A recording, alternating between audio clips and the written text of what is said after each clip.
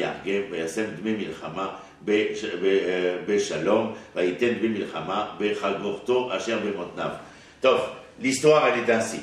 David convoque Shlomo Amelech. Il est sur son lit d'agonie et lorsqu'il voit Shlomo, il lui dit « Tu vas me succéder ».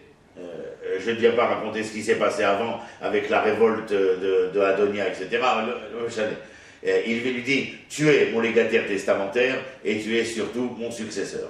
Comme successeur, tu devras préserver les lois, les commandements, les devoirs que l'Éternel nous a ordonnés avec sa Torah. » Mais il y a plusieurs choses dont je veux te parler. On ne peut pas parler ce soir de tout, mais il y a deux choses que je suis obligé de te rappeler. Il lui rappelle, je traduis en français pour aller plus vite. Tu sais tout ce que m'a fait Yoav, fils de Tserouïa. Yoav est le neveu de David Amelech. Il est son chef des armées et certainement, beaucoup le disent, chef des services de renseignement de l'armée de David. Et il lui dit, tu sais tout ce que m'a fait Yoav ben Tserouïa. Tu sais, ça veut dire que tu es au courant de ce qui s'est passé avec Yoav. Ce ne sont pas des bruits de couloir, ce sont des événements qui ont été portés à la connaissance de tout un chacun. Lesquels? Ce qu'il a fait aux deux chefs des armées d'Israël, à Avner, fils de Ner, et à Amasa, fils de Yéter. Donc j'explique parce que j'imagine que beaucoup d'entre nous ne connaissent pas le Tanakh comme il se devrait. Avner ben Ner, fils de Ner, est général de Shaoul, qui est le premier roi d'Israël. Amasa, fils de Yéter, est général d'armée de David Amelech. L'époque où Avner ben Ner est général, David n'est pas roi. Il est oint par Shmuel après l'échec de Shaoul auprès des Amalécites, de Amalek. Mais Shaoul, malgré qu'il ait été déchu de sa royauté par Shmuel, du fait qu'il n'a pas réalisé pleinement la guerre contre Amalek, c'est-à-dire l'extermination totale d'Amalek, eh bien, continue à se prétendre comme maître d'œuvre sur le trône d'Israël. Et s'il a entendu que Shmuel, après l'avoir déchu, a oint le petit David, il va le poursuivre. Et il est question, pendant toute la fin de la période de Shaoul, n'hésitez pas à dire les mots, d'une guerre civile en Israël. Conséquent de cela, des hommes comme Yoav, qui servent sans peur et sans reproche David, envers et contre tous les aléas de ce qui peut arriver durant cette époque, Avner représente pour lui l'ennemi. Mais je vous rappelle que nous parlons d'une guerre civile en Israël concernant le pouvoir royal dont nous avons lu ce matin dans la paracha que la bénédiction de Yaakov à Yehuda, Lotasur Shevet mi Yehuda ou Mechokek mi Ben Raglav, c'est-à-dire que la lignée royale passera par l'entrejambe de Yehuda, en clair, que de père en fils, cette lignée royale passe par David. Y compris celui que nous découvrirons plus tard comme devant rédempter l'humanité, le Messie, fils de David. Mais c'est par lui que passe la rédemption d'Israël première, bien avant que nous parlions de la messianité de David, qui elle viendra toucher non seulement Israël, mais l'humanité tout entière. Amasya ben Yéter est avec Yoav un personnage qui suit David. Ce sont des hommes que, en politique d'aujourd'hui, nous comprenons très bien, ayant suivi leur maître pendant la fuite, pendant l'exil, au moment où le maître va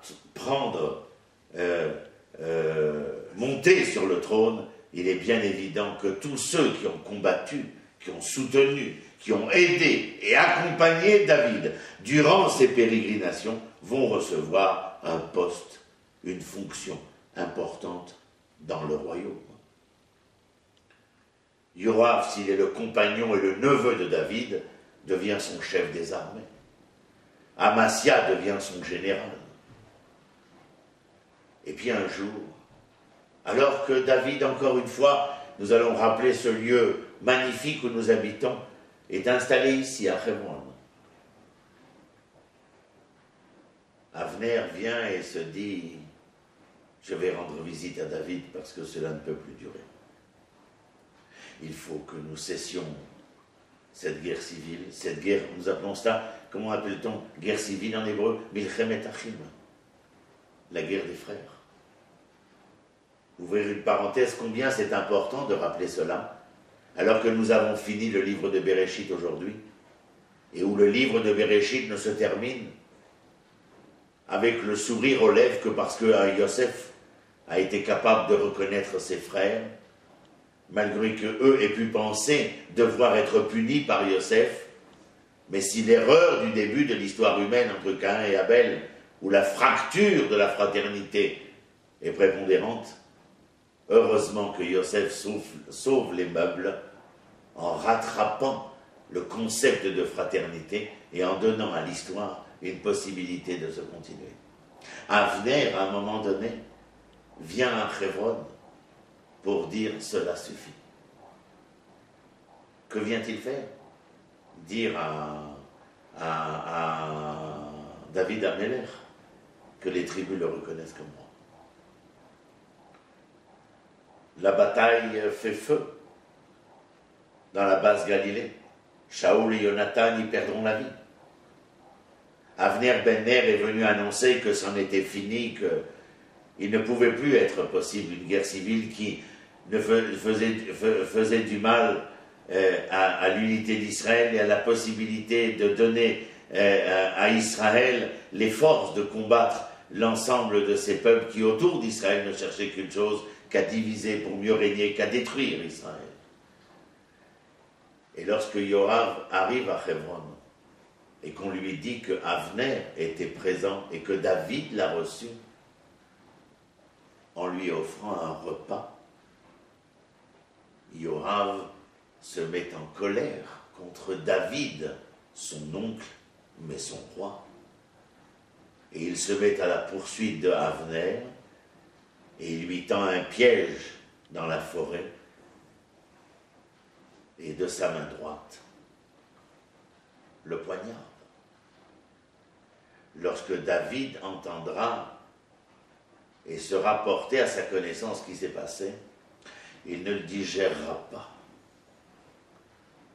et ne fera rien. La deuxième fois, Amasa, le général de David, sous les ordres de Yoav, mais Yoav n'est pas là, il doit être occupé à autre chose. Amasa est le général de David, et vous savez qui soutenait David pendant toute l'époque de la fuite? D'abord et avant tout, une tribu. Laquelle? La sienne, Yehuda. Dans ce contexte où Amasa va devoir intervenir, l'ensemble des tribus se rebellent contre David. Et David dit à Amasa, va me chercher les hommes de Judée et dis-leur qu'il faut se rassembler pour partir au combat. La Gemara de Sanhédrin, elle vient, pour ceux que ça intéresse, page 49 recto, la Gemara de Sanhédrin vient et nous dit, Amasa, lorsqu'il est allé auprès des hommes de Judée, il les a vus tellement portés dans des soulèvements de spiritualité et d'études qu'il n'a pas osé les déranger pour venir défendre l'honneur du roi David, mais qui n'était pas encore roi, ou presque pas roi, étant donné qu'on voulait continuellement ébranler même son fils, Avshalom, et Séra d'ébranler. C'est aussi un autre sujet qu'on aurait pu voir ce soir avec Shimi ben Birchi, lorsqu'il insulte David en chemin, lorsqu'il se sauve. On n'a pas le temps. Mais concernant cela, il veut appeler les hommes de Judée à venir aider le roi, et il dit non, je ne vais pas les déranger. Et pourquoi ne les dérange-t-il pas? C'est une bonne question. La Gemara demande, pour quelle raison ne les dérange-t-il pas? Le roi appelle, on va en guerre. Il dit, on a le droit de sortir les hommes de leur choupa, de leur vigne, ou de leurs femmes, ou de leurs études, pour une guerre qui sauvera Israël, mais pas pour une guerre qui ruinera Israël, car on n'a jamais vu une guerre civile enrichir ceux qui guerroyaient. Et Yoav ne supporte pas l'attitude de son général. Il vient le voir, il le prend par la barbe pour lui donner une accolade dont apparemment ils avaient l'habitude en tant que soldat, il le prend par la barbe pour l'attirer à lui, et au moment où il l'attire avec sa dague, il y enfonce dans son ventre et le tue lui aussi. On ne blesse pas l'honneur de mon roi gratuitement, ni toi, ni Avner, ni quiconque. Et quand David entend ce qu'a fait Yoav, il ne le digère pas. Yoav sera d'ailleurs porté devant le grand Sanhédrin. Il ne sera pas condamné parce que le roi ne le condamne pas, et là votre question est justifiée. Pour quelle raison ne le condamne-t-il pas? Parce qu'il a besoin de lui. Ça veut dire quoi, j'ai besoin de lui? Ça veut dire que Yoav, c'est le shérif du royaume d'Israël. C'est quoi le shérif du royaume d'Israël? David dira à ceux qui remettent en question ma pérennité, ma viabilité personnelle en tant que roi. C'est un problème, il est vrai. Mais les dangers qui nous entourent sont tellement plus importants que ma propre vie personnelle. La souveraineté d'Israël, que je préserve Yoav. Et il préservera Yoav jusqu'à la fin de son règne. Shlomo ne pourra régner dans un pays aussi important et aussi stable socio-économiquement et politiquement que grâce au sang versé par David Améler, qui lui ne pourra pas construire le temple à cause de ce sang qu'il a sur les mains. Mais avant de mourir, il dit, si tu veux que ton royaume, que je te laisse, et qui par le sang que nous avons versé, puisse être pérennisé dans la tranquillité, alors il faut que tu te débarrasses de ceux qui vont mettre en danger la pérennité de mon royaume, de ton royaume maintenant, parce que moi, j'en ai fini. Parce qu'en fin de compte, venir et donner à Shlomo Améler ce bon roi qui, en tout cas dans la première partie de sa vie, est un personnage serein, stable, rempli d'équité, de probité, lui mettre entre les mains un tel devoir, c'était quand même exagéré. Mais il lui dit, moi j'avais mes raisons de garder David, qu'il soit de garder Yoav, j'avais mes raisons de préserver David dans ses fonctions. Mais pour le royaume qui sera le tien et non plus le mien, pour ce royaume qui devra construire la postérité tranquille et bienheureuse que le peuple attend, des hommes comme Yoav ne peuvent plus avoir leur place. Et d'une certaine manière, c'est le propos de David Améler qui peut paraître, bien entendu, tout à fait étonnant, ou comme légation testamentaire à Shlomo Améler, de venir et de lui dire, tu sais quoi, il va falloir que tu te débarrasses. C'est-à-dire que si Yoav a été jugé, celui qui va venir mettre en application le décret posé par le Sanhédrin d'Israël, c'est toi. Puisque de toute façon, moi, je meurs à ce moment-là. Rappelez-vous simplement qu'il n'y a pas que cela. Et je suis obligé de rajouter cela pour affiner le propos. Oui, il a tué Avner. Oui, il a tué Amasa. Il y a quelque chose qui a été, en hébreu, comment nous disons, Akash et Shavar et Gav Gamal. En français, nous disons la goutte qui a fait déborder le vase.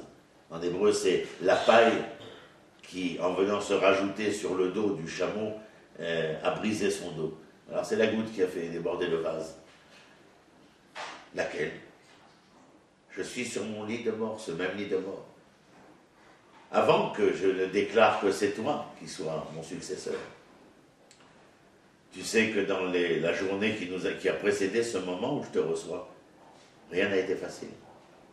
Parce que Nathan est venu me voir et m'a dit que tout en bas de Ir David, de la cité de David, près du Shiloah, de la piscine du Siloé, sont rassemblés des hommes qui sonnent le chauffard et qui déclarent Adonia, mon fils, d'une autre épouse, soutenu par Yoav, pour prendre le pouvoir, pour prendre la succession, pour prendre le royaume, parce que Yoav voit en Adonia un homme qui a la poigne forte et ne te supporte pas à toi, qu'il considère comme un être faible parce que sage.